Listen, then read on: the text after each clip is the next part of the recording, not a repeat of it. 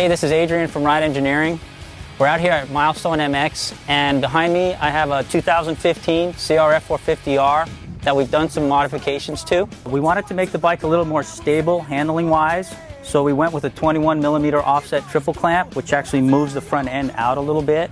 I think it's kind of what the 2016 Honda has by having a longer front fork.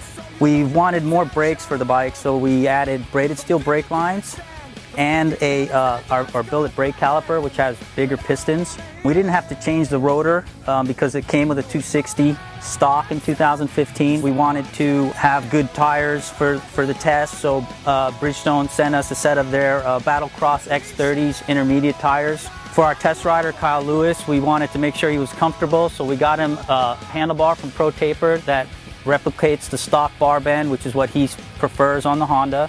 They also sent us a clutch perch with unbreakable lever and a front brake lever. We're running an SDG seat cover to keep the rider in place, as well as some of these titanium Raptor foot pegs. Yellow polyurethane code bar mounts, which are a softer durometer, so it should help take a little bit of the sting out of your hands when you're riding. We have our one-piece bar mount, which kind of keeps the twisting down if you kind of lay your bike over. We have this new hole shot device. It's a two-position hole shot. One's for concrete and one's for really good tacky dirt. The last new item is this tack hour meter. You can see we almost have 30 hours on this bike. It was time to put a fresh Renthal chain and sprocket kit on it. Not a whole lot of modifications went into the motor, just running it on the aggressive map.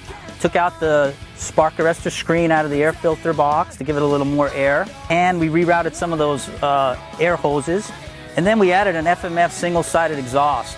I really like the FMF exhaust for two reasons. It's much easier to work on your bike, and it's 5 pounds lighter. It takes a lot of weight off this Honda.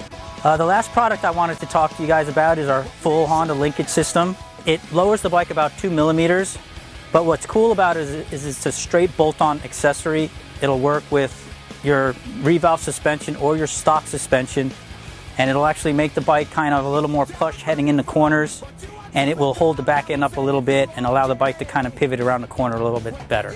I'm sure you guys are tired of me talking about the bike, so we have Kyle Lewis here. He's going to be our test rider, and he's going to go out and ride this bike. And to make this test legit, we're actually going to use Kyle's factory connection suspension and his front brake rotor off his bike, so he can better evaluate our motorcycle.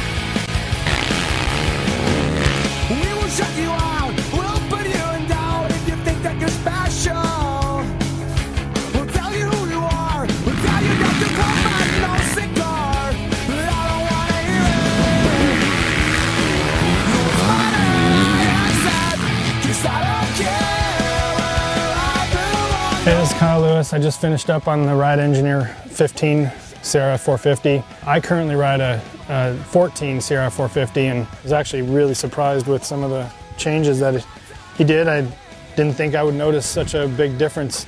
Basically, I'll start up front where the changes were. The bars were okay. I didn't really care for the height of them, but they didn't feel bad, and levers were decent. The clamps, man, I was really surprised at what it did. It just stabilized the bike. I think the good combination with the link that he has on here, it just made the bike better. Like it took the little trampoline effect away, that because I'm running stock stuff on my bike, and yeah, these parts are going on my bike now.